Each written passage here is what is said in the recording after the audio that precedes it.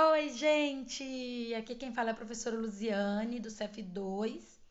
Hoje é dia 10 de setembro de 2020 e nós estamos aqui, né, impossibilitados de termos um encontro presencial por causa dessa pandemia. Então, hoje eu vou fazer um pouquinho diferente. Eu vou gravar minha aula e vou colocar lá no meu canal do YouTube. Aí vocês vão acessar a minha aula lá, tá bom? Eu espero que dê certo. Antes eu estava colocando as aulas de outros colegas professores, né? Mas a pedido de um aluno muito especial, o Adriel, ele sugeriu que eu gravasse a minha aula e colocasse, né? Porque às vezes eu vou tentar falar com vocês, explicar pelo Meet, aí a conexão tá ruim, eu não consigo fazer a apresentação ou acontece qualquer outra coisa, tá bom? Mas então, se ligue na aula de hoje e hoje nós vamos falar sobre pontuação, tá bom? Existem 9 sinais de pontuação aí, muito utilizados, né? Que nós vamos conhecer hoje. Claro que vocês já conhecem todos eles e pode ser que a grande maioria também já saiba usar todos eles. Alguns são muito mais fáceis de usar, né? Porque alguns sinais de pontuação é, são mais corriqueiros e aí você precisa de mudar a entonação ou sua mente já faz uma captação do que ele quer dizer. Por exemplo, o sinal de interrogação, de exclamação, né? A reticência, uma interrupção de pensamento e assim por diante. Mas hoje eu vou apresentar todos para vocês, os 9, e vou explicar nesta aula, de maneira muito especial, a vírgula. Desde já eu peço desculpa porque faltou um R aí, né, na palavra vírgula, mas todo mundo sabe que tem um R aí. Olha só, quais são esses sinais então? Eles são sinais gráficos, né, gente? Eles são presentes nas orações. Eles servem para poder fazer uma coesão entre os termos da oração é, e mesmo apresenta alguns recursos prosódicos. Por exemplo, a gente sabe que na hora que tem uma vírgula, um ponto vírgula, um ponto final, a gente tem que dar uma pausazinha ou uma pausa maior ou é, só mudar a entonação ali para você entender que alguma coisa está sendo quebrada, né? Na estrutura. Então, quais são esses sinais? É a vírgula, o ponto e vírgula, ponto final, ponto de exclamação, ponto de interrogação, dois pontos, aspas, travessão e parêntese. Todos eles têm um, um lugar ideal para ser usado. Hoje nós vamos falar da vírgula. Gente, o que é uma vírgula? A vírgula, no geral, ela serve para dar uma pequena pausa na oração, no momento da prosódia, ali, no momento da entonação da voz, quando você está lendo o texto em voz alta? Sim, mas ela também serve para fazer uma pequena quebra, né? Uma pequeníssima quebra de pensamento. Então, você está na sua oração, você está escrevendo um texto e para mudar de uma pequena ideia para outra, você coloca a vírgula. Para fazer uma enumeração, você coloca a vírgula e assim por diante. Então, vamos ver aí, ó. A vírgula é um sinal de pontuação que manifesta baixo grau de coesão, ou seja, de ligação entre estruturas vizinhas. Repare que ela não gera baixo grau de coesão, ela não gera, mas ela manifesta, tá bom? Que já existe entre as estruturas sintáticas. Alguém poderia me perguntar o que é estrutura sintática? Eu respondo. Lembram que nós estávamos estudando nas aulas anteriores a essa sujeito, predicado, aposto e vocativo? Então, esses termos da oração são também chamados de estruturas sintáticas, bem como todos os outros, né? Adjunta adverbial, adjunta adnominal, complemento nominal, predicativo do sujeito, predicativo do objeto e assim por diante. Todos eles, tá bom? Objeto direto, indireto, são estruturas sintáticas. Então, vejam que ele não gera a baixa coesão, né? Ele apenas manifesta, né? Existe uma pequena coesão, uma pequena ligação entre os termos e a vírgula serve para manter esta coesão, tá bom? Olha o exemplo aí. Pedro encontrou companheiros novos, vizinhos e colegas de trabalho. Quem são os companheiros novos que Pedro encontrou? Então, ele colocou a vírgula aí para explicar, ó, vizinhos e colegas de trabalho, né? Pessoal, Se nós mudarmos a vírgula de lugar, nós vamos mudar também o sentido da oração, né? É por isso que vocês têm que tomar bastante cuidado na hora de usar a vírgula. Tem gente que coloca uma vírgula no lugar errado e tenta dizer uma coisa e acaba dizendo outra, tá bom? Em aulas futuras eu vou colocar para vocês aqui uma sequência para vocês entenderem quando é que a vírgula ela muda totalmente o sentido, né, de uma oração. Mas não vem ao caso agora. Quando é que eu vou usar a vírgula em períodos simples, né? Entre o sujeito e predicado eu posso usar vírgula, professora? Nunca. Você nunca vai separar o sujeito do predicado utilizando vírgulas. É uma estrutura linear, direta, não tem vírgula entre um e outro. Ó, o poeta é mentiroso. Aquela senhora é educada. Então, vocês viram aí que não tem vírgula. A vírgula atrapalharia totalmente aí a estrutura dessas duas orações. Professora, e se o sujeito estiver no final da frase e não no início, como é de costume? Não se utiliza vírgula do mesmo jeito. É mentiroso o poeta. Pronto, não tem vírgula. É educada aquela senhora. Também não tem vírgula. A segunda estrutura de orações simples, de período simples, é nos complementos verbais. O que é um complemento verbal? É objeto direto ou indireto. Tem vírgula entre o objeto direto e o restante da oração? Não, nunca, tá bom? Nunca mesmo. Ele pode estar no início, no meio ou no final da frase. Não tem problema, não tem vírgula, nem deixou os filhos. Tá no final. Se estivesse no início, nem filhos deixou. Do mesmo jeito, sem vírgulas. Agora, quando eu estou diante de uma estrutura frasal com objeto direto pleonástico, aí sim, gente, eu vou separar o objeto direto do objeto direto pleonástico, ou direto ou indireto, através da vírgula, tá bom? O que é um objeto direto ou indireto pleonástico? É quando eu já disse o objeto, eu vou repeti-lo na frase através de um pronome. Por exemplo, os meus filhos, eu os amei. Olha só, em vez de falar assim, ó, eu amei os meus filhos, né? Ele quis enfatizar. Pleonástico é porque ele diz de novo a mesma coisa, só que com palavras diferentes, tá bom? Então, aí nesse caso eu vou usar a vírgula. E quando, agora vamos ao adjunto adverbial, gente, como vocês estão vendo aí na tela. O adjunto adverbial, o normal é que ele venha no final da minha oração. Quando ele está no final da minha oração, ele não recebe vírgula, de jeito nenhum. No entanto, se ele estiver no início da oração ou mesmo no meio, aí sim, eu vou utilizar a vírgula, tá bom? Em alguns casos, essa vírgula também é facultativa, quando ele está na ordem indireta, tá bom? Se ele tiver, por exemplo, olha os exemplos aí, ó. Ontem todos saíram. Eu posso usar a vírgula ou não, tá bom? Os alunos hoje estudaram língua portuguesa. Eu posso colocar o hoje entre vírgulas ou não, é facultativo. Mas se tiver lá no final, eu não uso de jeito nenhum, tá bom? Se fosse, os alunos estudaram língua portuguesa hoje, não teria vírgula, de jeito nenhum. Ou, todos saíram ontem, também não teria vírgula. Não é facultativo. No predicativo, professora, eu vou usar a vírgula? Não. Se o predicativo estiver na ordem direta, eu não vou usar vírgula. O predicativo, gente, é uma característica de algo, de algum elemento da oração. Ele pode ser uma característica do sujeito ou uma característica do objeto, tá bom? Olha o exemplo. A menina esperava o pai ansiosa. A menina esperava o pai.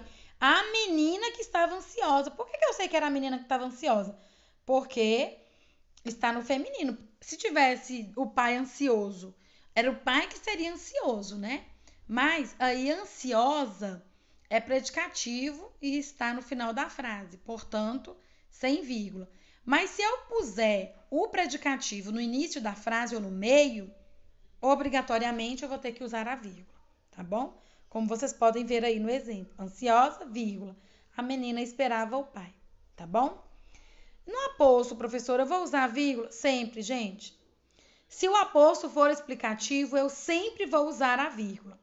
Professora, mas na aula sobre aposto e vocativa, a senhora falou que algumas vezes o aposto ele não virá entre vírgulas. Sim, mas o aposto explicativo sempre virá entre vírgulas, tá bom? Vejam aí que eu estou separando o sujeito do predicado, mais ou menos.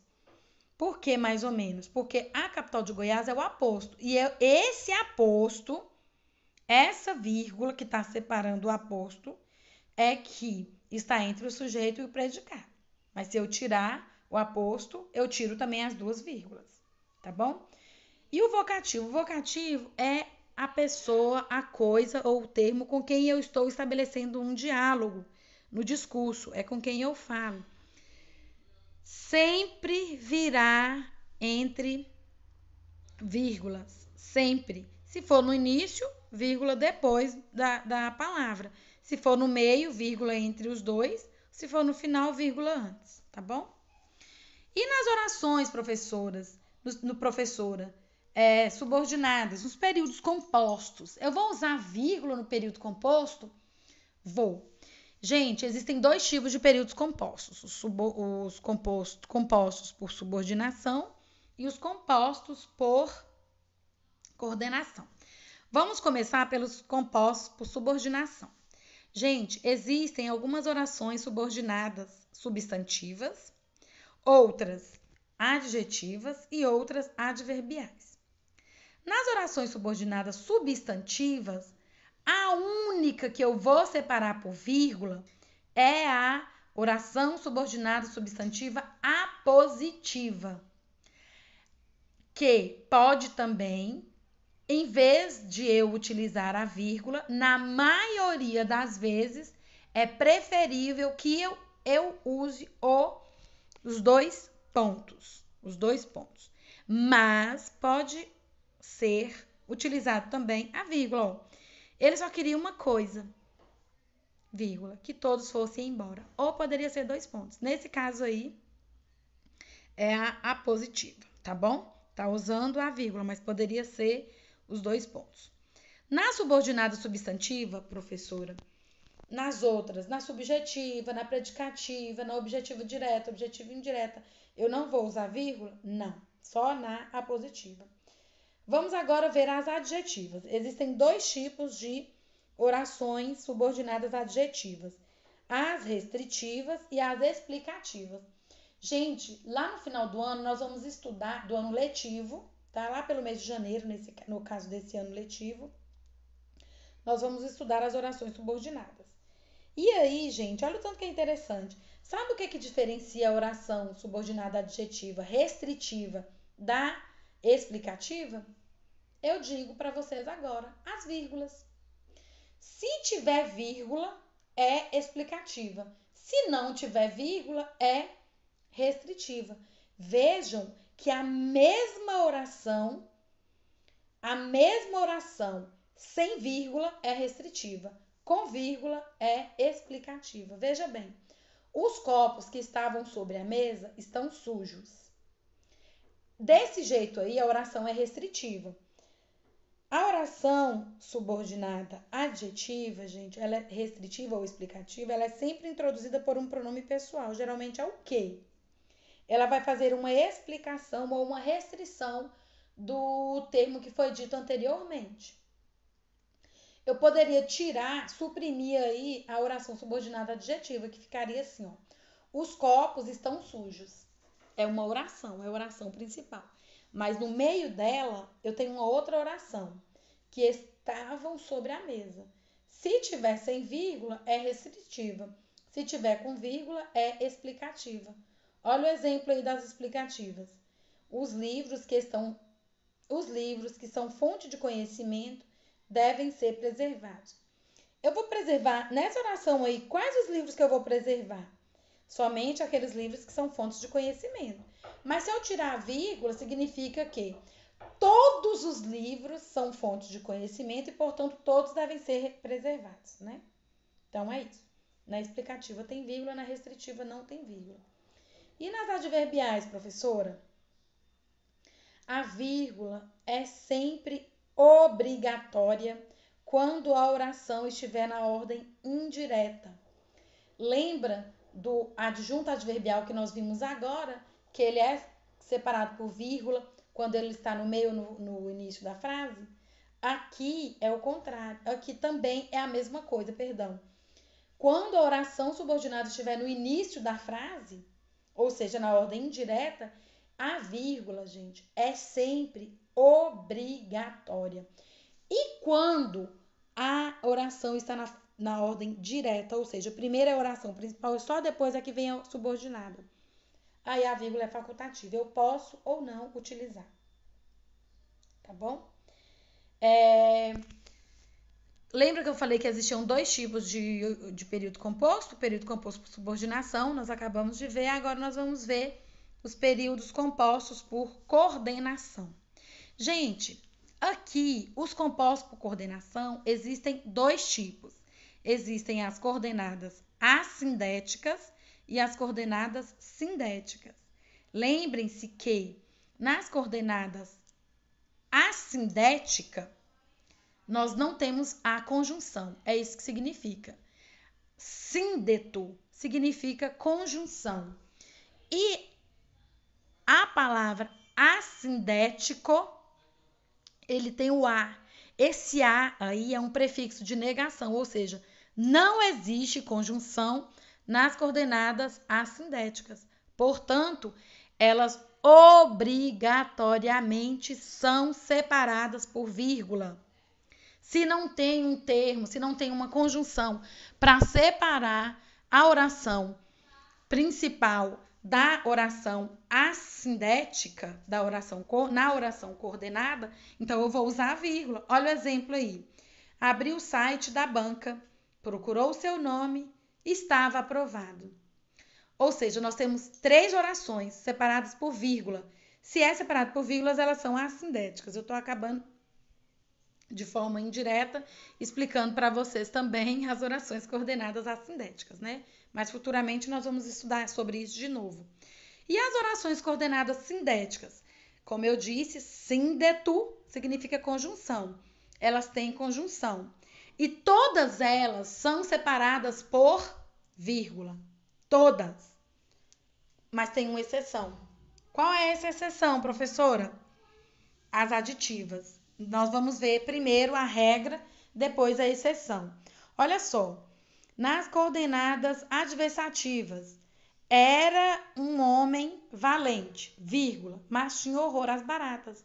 Então, na minha primeira oração, eu vou separar por vírgula da outra, né? Nesse caso aí, as adversativas. Esse mas aí poderia ser porém, todavia, contudo, no entanto, entretanto. Aí, nas alternativas, pode ser ou, né? Ou ora, por exemplo. Ora tocava música clássica, ora executava um chorinho. Percebam que quando se termina a primeira oração, coloca-se a vírgula para iniciar a outra. A mesma coisa acontece na explicativa. Vem, pois a natureza tem pressa. Então, vem, eu separo a minha oração e continuo a próxima oração por meio de uma conjunção, mas antes da conjunção, obrigatoriamente, eu tenho que colocar uma vírgula, tá certo? E na conclusiva, professora, a mesma coisa. Tinha muitas passagens pela polícia. Acabou minha oração. Se acabou, eu coloco vírgula e vou introduzir a outra utilizando uma conjunção. Portanto, era o principal suspeito. E a última, que eu falei com vocês, que ela não vai ter vírgula em hipótese alguma, é a aditiva, tá certo? A aditiva, ela vai ter apenas a conjunção. Apenas a conjunção. Ele visitou os pais e voltou para casa. Gente, nas coordenadas aditivas, a vírgula aparece quando os sujeitos são diferentes. Né? Eu tenho 2 sujeitos, uma mesma oração, eu tenho 2 sujeitos, então eu vou ter que usar. Olha o exemplo aí, ó. Maria saiu de casa e foi ao trabalho. O sujeito é Maria nas 2 orações. Maria saiu de casa e Maria foi ao trabalho. Já na segunda, não, olha. Maria se casou. e Pedro ficou sozinho. Vejam que são duas orações, mas eu tenho dois sujeitos diferentes para cada oração. Então, aí, antes da minha conjunção, quando eu encerrei a primeira oração, eu vou usar a vírgula, tá certo? A mesma coisa quando eu tenho polissíndeto. Gente, o que é polissíndeto? É quando eu uso várias conjunções. Lembrando, mais uma vez, síndeto é conjunção. Então, quando eu uso várias conjunções, eu tenho polissíndoto, que são várias. Aí eu vou usar a vírgula para separar uma oração da outra também, né? Isso aí é um efeito provocado pela figura de linguagem chamada polissíndeto, tá bom? Gente, e naquele caso especial lá que a gente usou, que a gente acostumou a usar a vírgula para separar os termos, né? As enumerações. Por exemplo, fui ao mercado e comprei maçã, banana, laranja. Então, entre maçã, banana e laranja, entre maçã e banana, eu vou colocar a vírgula, né? Então, aí, olha o exemplo. Chegavam mãe, pai e filhos. Então, eu vou separar os termos da oração pela vírgula, né? Na enumeração. E quando eu tenho zeugma? Pessoal, zeugma é uma figura de linguagem também, onde eu substituo uma palavra pela vírgula. Professora, mas como assim? Gente, em vez de escrever uma palavra ou verbo conjugado num tempo certo, o que eu vou fazer? Eu vou utilizar a vírgula, tá bom?